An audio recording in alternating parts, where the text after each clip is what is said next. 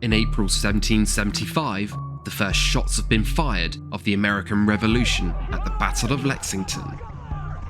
News of the fighting and the unexpected British defeat spreads like wildfire across North America. In an astonishing turn of events, American colonists are now besieging the British Army in Boston, and both sides are primed and ready for a second encounter to settle scores and land a decisive blow. Both armies understand the importance of control of the heights for victory in Boston, but since the earlier British withdrawal, the peninsula has remained a no man's land, watched over cautiously by the Royal Navy. There are two main hills on the peninsula, Bunker Hill to the north and Breeds Hill to the south, overlooking Boston. Continental forces also control an excellent intelligence network inside of the city, and within days of the British plans to seize the heights being agreed, the commander of the Continental Army, General Artemus Ward, is aware and he moves to stop the British. Although his army does not yet possess heavy cannon, General Ward is well aware that if he can occupy the heights with guns, he can quickly make the British position in Boston untenable by bombarding both the city and crucial British supplies that can only arrive by sea. In the early hours of the 17th of June, and the day before Gage plans to take the heights, Colonel William Prescott leads two Massachusetts regiments of 1,000 men onto the peninsula. Mostly without uniforms, the men wear civilian dress and carry entrenchment tools, wicker baskets, and 1 day's ration per soldier. Although ordered to fortify Bunker Hill, Prescott instead orders a redoubt to be built on Breeds Hill, likely because of its commanding views over Boston. Prescott and his men dig trenches and an impressive square fortification with earthed walls and firing platforms 130 feet wide.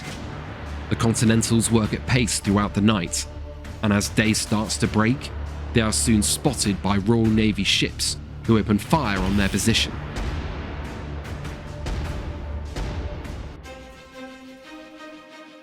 British Commander Gage wakes to the sound of guns. Looking out across the bay, he is well aware of the danger and knows that he must control the heights if he is to stay in Boston, let alone break the siege.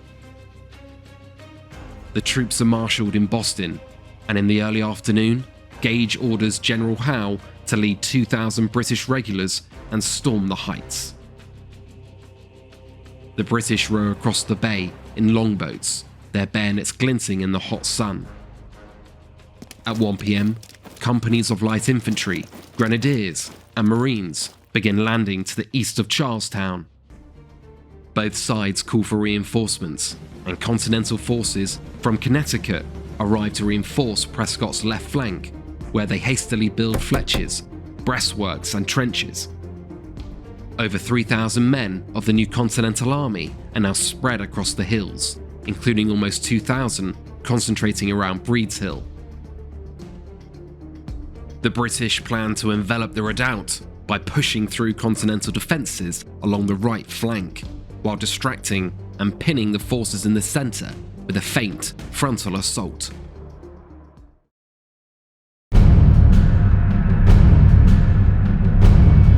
Christ Battalion! Company! Handle arms! Shoulder your! Shoulder your! Pilots! Pilots!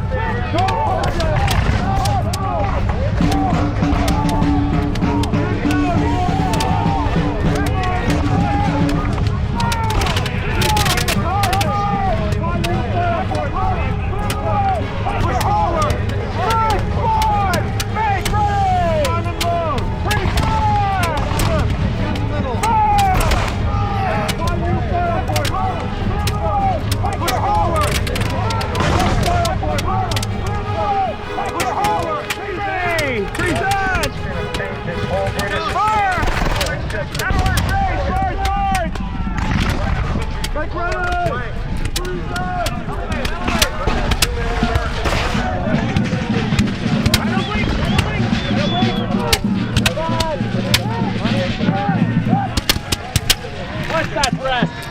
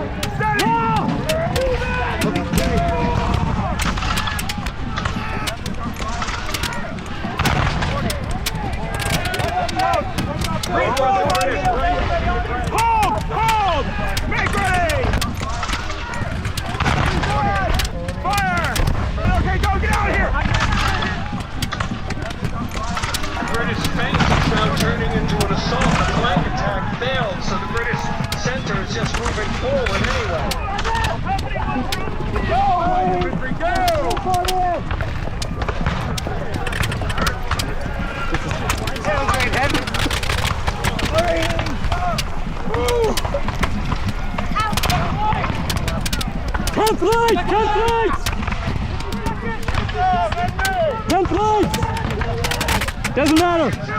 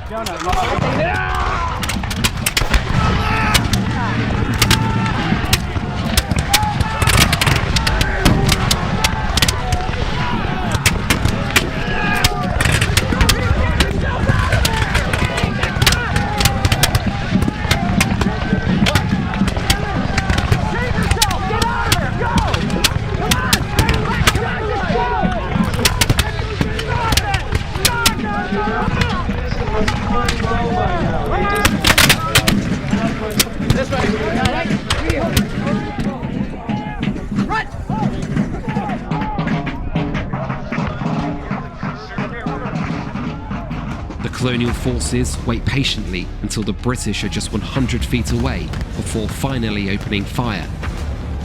At that range, they are able to devastate the British ranks, who are easy targets.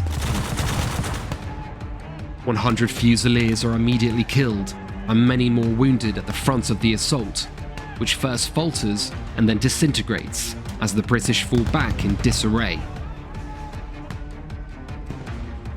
The secondary attack on the redoubt is met in a similar fashion, made worse by remaining snipers in Charlestown and the heat from the afternoon sun as the soldiers march up the hill in wool uniforms.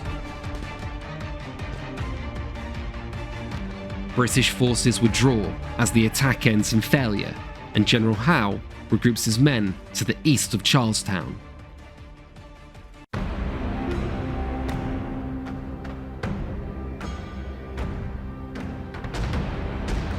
General Howe prepares a second assault, this time ordering a full attack on the redoubt instead of just a feint, to be combined with a closer supported attack from the right.